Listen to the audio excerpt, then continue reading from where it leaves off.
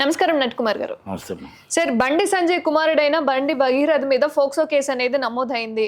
Return వాళ్ళు కూడా honey trap అని చెప్పి ఆవిడ మీద కేసు వేయడం జరిగింది. ఇప్పుడు ఫోక్సో కేసు అనేది సాధారణమైన విషయం కాదు. మరి ఆ అబ్బాయి పరిస్థితి ఏంటంటారు? ఇందులో నిజాలు మీ అభిప్రాయం ఏంటంటారు? ఫస్ట్ ఆయన కేంద్ర హోంశాఖ సహాయ మంత్రి బండి సంజయ్ గారి అబ్బాయి. ఒక అమ్మాయి నన్ను లేకి బాధపడి, అంటే ఆ అమ్మాయి అత్యాచారం చేశాడని పెట్టలేదు, వేధిస్తున్నాడు, ఇబ్బంది పెట్టాడు, వేధిస్తున్నారని పెట్టారు. ఇది నిజాలు అన్నీ కూడా ఇన్వెస్టిగేషన్గా డీసీపీ గారిని వేశారు. ఇన్వెస్టిగేషన్ అవుతుంది.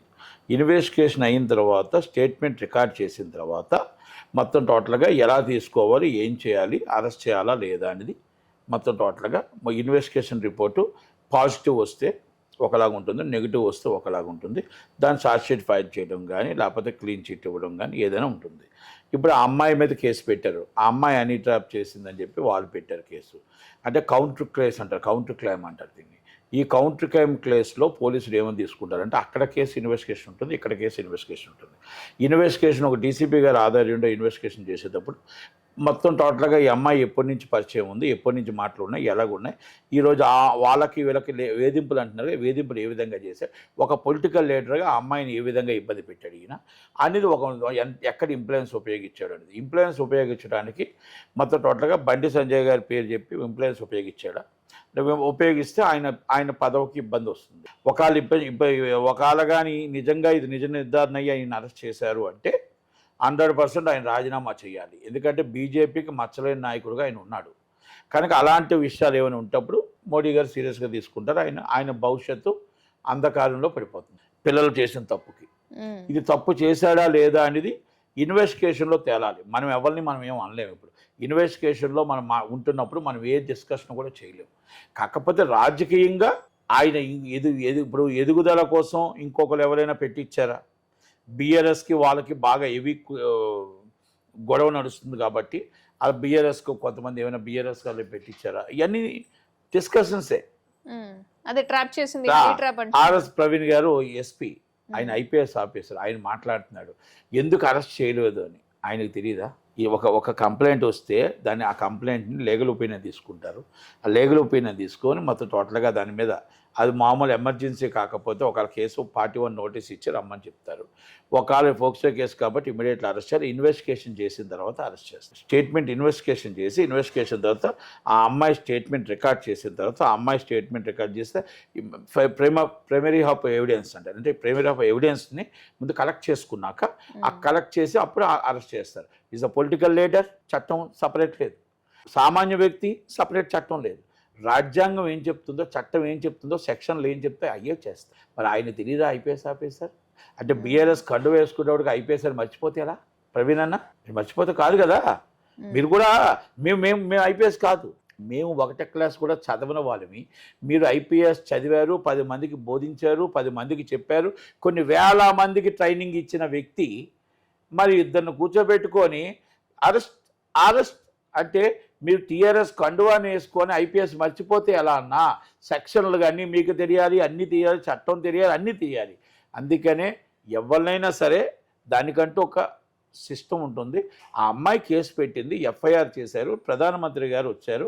ప్రధానమంత్రి గారి బందోబస్తు కూడా చాలా ఇంపార్టెంట్ కనుక ఆ కేసు ఇన్వెస్టిగేషన్ చేయాలి. సీఎం గారు కూడా ఆల్రెడీ ఆదేశించారు కనుక ఏదేమైనా దీంట్లో గవర్నమెంట్ సీరియస్గానే ఉంది. ఆ అమ్మాయి తప్ప, ఆ అబ్బాయి తప్ప, లేకపోతే ఇది పొలిటికల్ రైవల్ కేసా, పొలిటికల్గా ఎవరైనా ప్రేరేపించారా, ఇవన్నీ కూడా బయటకు వస్తాయి. బయటకు వచ్చేటప్పుడు కానీ ఒకవేళ కానీ సీరియస్గా ఆ అమ్మాయిని ఎవరైనా బలవంతంగా చెప్పించి ప్రేరేపించారు, అది బండి సంజయ్ రాజకీయంగా దెబ్బతీయడం కోసం చేశారు, వాళ్ళ అబ్బాయిని ఇరికిచ్చారు అని తెలిసిందనుకోండి, అది సీరియస్గా ఉంటుంది. ఒకవేళ లేదు నిజంగా అబ్బాయి తప్పు చేశాడు, అబ్బాయి చేసినవన్నీ నిజ నిరూపణ అయిందంటే ఈ అబ్బాయి లోనకి వెళ్ళిపోతాడు. ఆయన రాజకీయం అంధకారంలో పడిపోతుంది. ఈ తెలంగాణ గవర్నమెంట్లో 3 సీఎంల్లో ఆయన ఒక సీఎం అనుకున్న టైం అది అంటే అంటారు కదా, ఎంటాడుతూ ఆయన సీఎంగా అంధకారంలోకి వెళ్ళిపోతుంది. ఎందుకంటే ఇది పిల్లలు చేసిన తప్పుకి తండ్రికి వస్తుంది. ఆయన ఆర్ఎస్ఎస్ నుంచి వచ్చిన దానికి ఈరోజు ఆ దెబ్బ మచ్చ అనేది కొంచెం ఇబ్బందికరంగా ఉంటుంది. బీజేపీ వెరీ సీరియస్గా తీసుకుంటుంది. కనుక వ్యక్తి మంచి ఆనెస్టే కానీ పిల్లలు చేసిన తప్పుకు వస్తుంది. ఎందుకంటే ఒక ఆడబిడ్డ కదా, ఒక మైనర్ కదా, అందుకనే ఇవన్నీ కూడా మనం ఆలోచించాలి. ఆలోచించి మనం ఆ నిర్ణయం తీసుకోవాలా. ఇవన్నీ ఇన్వెస్టిగేషన్లో ఉండేటప్పుడు మన కేసు కోసం మాట్లాడకూడదు, కేసు కోసం డిస్కషన్ చేయడానికి లేదు. ఎందుకంటే ఇన్వెస్టిగేషన్ ఇస్ పెండింగ్, ఇన్వెస్టిగేషన్ అవుతున్నప్పుడు మనం ఏది కూడా మాట్లాడకూడదు. అది ఇన్వెస్టిగేషన్ ఆఫీసర్ వెల్లడిస్తారు తప్ప మనం కేసులోనే ఎప్పుడు కూడా మన కేసు మాట్లాడకూడదు. అంటే చాలా మందికి వస్తున్న డౌట్ ఏంటంటే సార్, జరిగింది నవంబర్లో డిసెంబర్లో అయినప్పుడు 3 నెలల గ్యాప్ తీసుకొని ఇప్పుడు ఎందుకు మీరు బయటకు వస్తున్నారు అంటే మోడీ గారు వస్తున్నారనా లేదా సందర్భం వచ్చిందనా, దేనికి మీరు బయటకు వచ్చారు? అది ఇన్వెస్టిగేషన్ నడుస్తుంది. ఎప్పుడో 5 సంవత్సరాలు 6 సంవత్సరాల కేసుని కూడా మొన్న వచ్చింది ఎవరో జానీ మాస్టర్ది. అప్పుడు ఎందుకంటే నాకు తెలియలేదు కాబట్టి నేను ఇప్పుడు పెట్టానని చెప్పింది అమ్మాయి. అప్పుడు నాకు ఆలోచన లేదు, ఇప్పుడు వచ్చి పెట్టానని చెప్పింది. అంటే ఫోక్సో కేసుకి ఇన్ని రోజుల్లో పెట్టాలని ఎక్కడ రూల్ లేదు. ఫోక్సో కేసు మీకు ఇంకొకటి తెలుసో లేదో, మేము అప్పుడు మీకు ఆ ఇంటర్వ్యూలో కూడా నేను చెప్పాను, మీకు కూడా గుర్తుందో లేదో, 30 సంవత్సరాలు కూడా వచ్చినా నాకు ఇలా జరిగిందని చెప్పేసి కేసు పెడతారు. అప్పుడు మొత్తం సినిమా వాళ్ళంతా లోనకి వెళ్ళిపోయి చర్లపల్లి జైల్లో కూర్చుంటే అందరూ పరామర్శిస్తూ కూర్చోవాలి అని చెప్పాను. అంటే ఫోక్సో కేసుకి మనం నిజ నిర్ధారణ అవ్వాల్సింది ఉంది.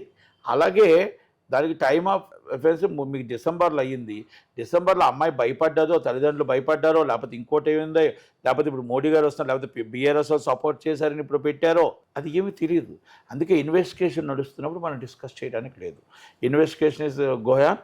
ఇన్వెస్టిగేషన్ అయిన తర్వాత మనం డిస్కస్ చేద్దాం. కానీ ఇన్వెస్టిగేషన్లో ఒకవేళ కానీ పాజిటివ్ తప్పు ఉంటే బండి సంజయ్ గారు పొలిటికల్గా బాగా దెబ్బ తగులుతుంది.